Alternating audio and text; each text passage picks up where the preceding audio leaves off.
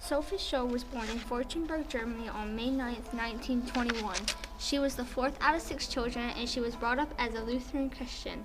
Her childhood was relatively happy and carefree. She was interested in philosophy and theology and read a lot on these topics. She had a strong Christian faith, which gave her a strong background to oppose the Nazi ideas.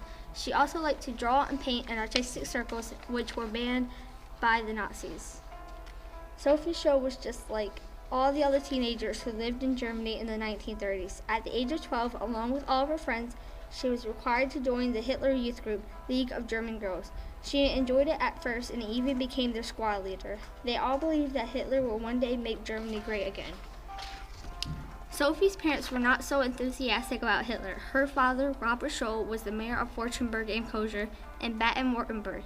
He said to his children that the Nazis and Hitler would lead Germany down the path of destruction.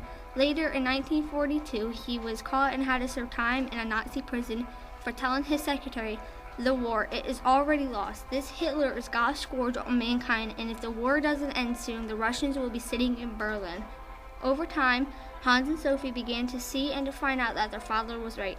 They concluded in the name of freedom and the greater God of the German nation, the Nazis and Hitler were enslaving and destroying the German people right under their noses.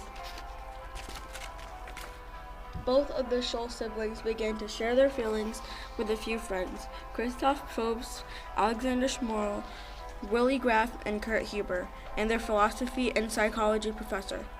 Hitler came into power in 1933 in Germany and took control of every aspect of Germany and its people. In 1935, Nuremberg laws were passed which increased the discrimination against Jews, banning them from many public places. Sophie became upset when 2 of her Jewish friends were not allowed to join the League of German Girls. She was also reprimanded for reading from the Book of Songs by the banned Jewish writer Heinrich Heine. Scholl indicated her rebelliousness by replying that Heine was essential for understanding German literature. These incidents and the bans against Jews led to Sophie taking a much more critical attitude in the Nazi regime.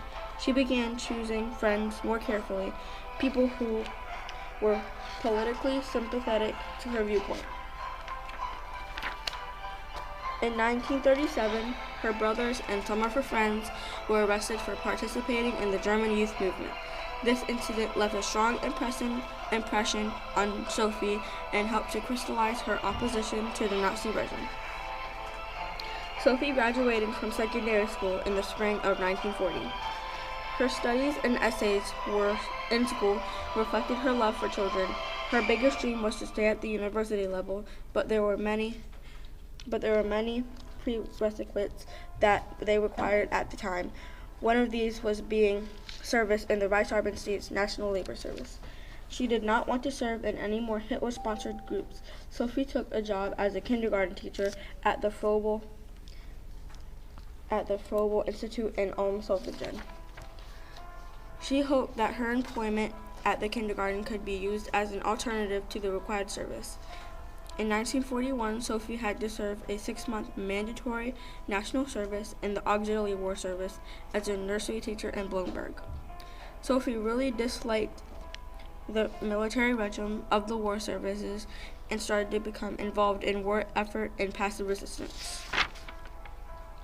At this point, Sophie and her friends began talking about how they were supposed to act under a dictator. Sophie started to become uneasy with the Hitler's ideas. They began to question the principals and police officers of the Nazi regime. They adopted the strategy of passive resistance that the students fighting against racial discrimination used. The published leaflets were calling for restoration of democracy and social justice. That summer, they formed the White Rose Group. They started to know that the open dissent was becoming impossible in Germany, especially when World War II started. Many Germans took the traditional position that when the war breaks out, it's the duty of a citizen to support the troops by supporting the government. They believed that the duty of a citizen, even in times of war, you got to stand up against all evil regime, especially when sending hundreds of thousands of citizens to their death. The White Rose was an informal group who sought to oppose the war and Nazi regime. It was founded in early 1942 by Hans Scholl, Willy Graf, and Christoph Probst. They wrote 6 anti-Nazi resistant leaflets and distributed them across Munich. Initially, Sophie was not aware of the group, but when she found out her brother's activities, was keen to take part. Sophie participated in distributing leaflets and carrying messages. As a woman, she was less likely to be stopped by the SS. The White Rose began writing and distributing leaflets that encouraged Germans to rise up and resist their cruel and oppressive government. This leaflet contained an anonymous essay that stated that the Nazi system had slowly imprisoned Germany's people and were destroying them. The leaflet caused a tremendous conflict among the student body. It was the first internal dissent against the Nazi regime that had taken place in Germany. The essay was secretly written and it was handed out by Hans Scholl and his friends. The Nazi regime turned the people evil. The essay said that it was time for the German people to rise up and resist their own government. This was the first time this kind of rebellion had surfaced in Germany. The White Rose group didn't really have a plan as to how they were going to leaflet out to the public, so they picked names from the telephone books and left the leaflets in public places for people to pick up on their own. At the bottom of the essay, it said to please make as many copies of this essay as you can and distribute them. On February 18, 1943, they successfully passed out 5 leaflets, but got caught passing out the 6th one by a custodian on the university's campus that was a member of the Nazi Party. They were arrested and searched. A 7th leaflet was found in her brother's pocket.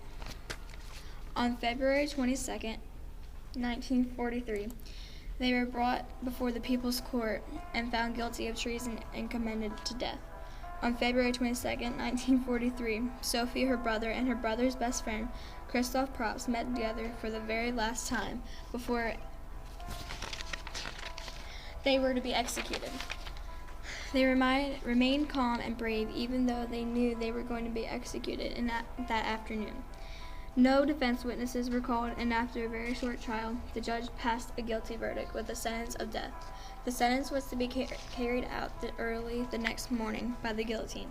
The guards were impressed with the courage of the resistors and relaxed the rules to allow Hans, Christoph, and Sophie to meet before their execution. On February 22, 1943, Sophie, her brother, and Probst were put to death by the guillotine in Munich's Stadelheim prison. After the execution of Sophie, Hans, and Christoph, the Gestapo continued their relentless investigation. Other members of the White Rose were caught and executed. Many students from the University of Hamburg were either executed or sent to concentration camps. Walter Romier, the chief of the Munich District Court, supervised the execution. He later described Sophie's courage in her facing her execution. He reports Sophie's last words were, "How can we expect righteousness to prevail when there is hardly anyone willing to give himself up individually to a righteous cause? Such a fine sunny day and I have to go. But what does my death matter if through us thousands of people are awakened and stirred into action?" After they died, a leaflet was smuggled from Germany to England.